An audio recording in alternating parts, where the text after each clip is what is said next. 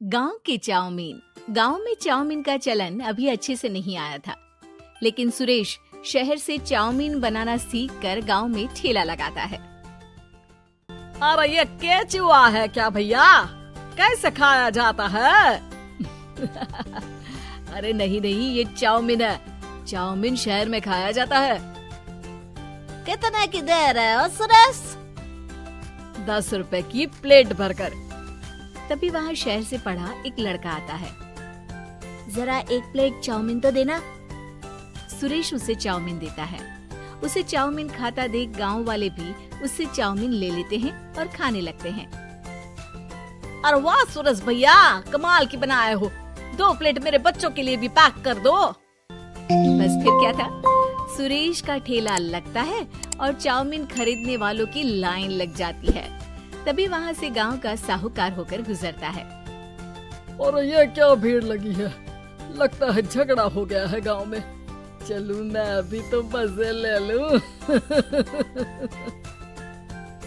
अरे कहाँ है, इतनी भीड़ लगी है यहाँ? लड़ाई हो गई है क्या? अरे साहूकार साहब, ना ना ना, कोई लड़ाई ना हुई है। ये तो सुरेश की दुकान है चाउमीन की। हम लोग चाउमीन खाने आए हैं, आप भी खाइए ना। साहूकार चाउमीन खाता है और सुरेश की तरफ देखता है, जो सारे दिन के पैसे गिन रहा होता है। अरे सुरेश, क्या लागत है इस काम की? अरे साहूकार जी, आप अब आए तो ये पूरे 10,000 रुपए ले जाइए, जो पिछले साल शहर जाने से पहले आपसे लिए थे ना। लागत तो क्या कहे, जो आपने दिया था उसी में सीखा भी है और दुकान भी खोल ली। अरे पैसे इतने जल्दी क्या जरूरत थी? कैसे जरूरत नहीं थी साहूकार जी, इतना मोटा ब्याज कहाँ से भरते। साहूकार को अब सुरेश की दुकान को हड़पने की लालच आ जाती है। नाना करते ये सारे दिन में 500 रुपए कमा ही लेता है। अरे गांव में ये ऐसे ही कमाता रहा तो कहीं ब्याज का काम ना शुरू कर दे। अरे भैया, कोई ना कोई जुगाड़ तो करना पड़ेगा। अब साहूकार घर आ जाता है और अपनी बीवी को सारी बात बताता है। हाँ जी, ये तो मैंने भी सुना है कि सुरेश के हाथ की चाउमीन नहीं खाई तो कुछ नहीं खाया। अरे हाँ हाँ, सही ही कहते हैं, मैं भी खा कर ही आ रहा हूँ।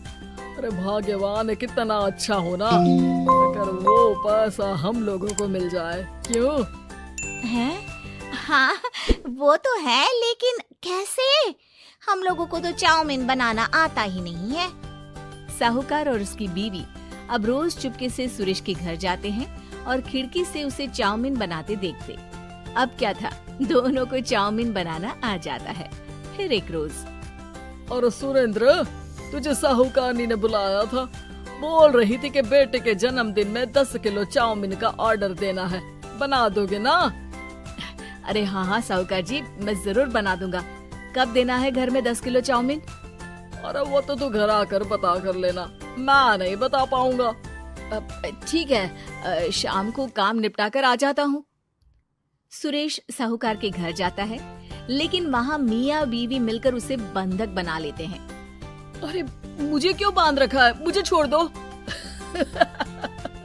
आज से तेरा ठेला मैं लगाऊंगा और बहुत सारे पैसे कमाऊंगा। साहूकार एक आदमी को सुरेश की निगरानी में लगा देता है और वहाँ से चला जाता है। अगले दिन, अरे साहूकार जी, आप कब से चाउमीन बेचने लगे और अपना ये सुरेश कहाँ गया? और वो तो शहर गया है, उसका कोई काम निकल आया था। बोल रहा था कि जब तक वो ना आए तब तक मैं ही उसके ठेले का काम कर दूं। पैसे भी तो बहुत उधार ले रखे थे उसने।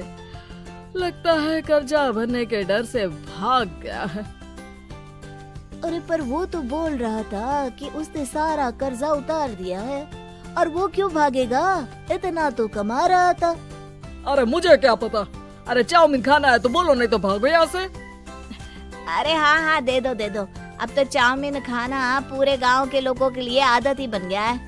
ना खाओ तो नींद ना आए। हाँ हाँ, तो लो और निकालो 50 रुपए। 50 रुपए क्यों? सुरेंद्र तो 10 रुपए में देता था। अरे वो पागल था, मैं थोड़ी ना हूँ। गांव वाले जिनको चाउमीन की लत लग गई थी, वो करते भी क्या, दे दो और ये लो 50 रुपए। लेकिन फिर साहूकार उन लोगों को प्लेट में थोड़ी सी चाउमीन रख देता है। अरे ये क्या, पैसे 5 गुना ज्यादा और चाउमीन बस इतनी सी। अरे साहूकार साहब, भगवान से तो डरो। बस फिर क्या था, साहूकार की मन मर्जी चलने लग जाती है और गांव वाले करते भी क्या। एक रोज मुझे तो लगता है कि सुरेश को साहूकार ने मार डाला होगा, क्योंकि उसका काम इतना अच्छा चल रहा था, फिर वो क्यों जाता, और वो भी साहूकार के हवाले दुकान करके। ना बाबा ना। अगले रोज भाग्यवान, देखो तो जरा, इस सुरेश भी ना कितना पागल था। जिस काम से वो ज्यादा पैसे बना सकता था, उससे इतने कम पैसे छाप रहा था। 50 रुपए प्लेट में भी गांव वाले खूब खा रहे हैं चाउमीन।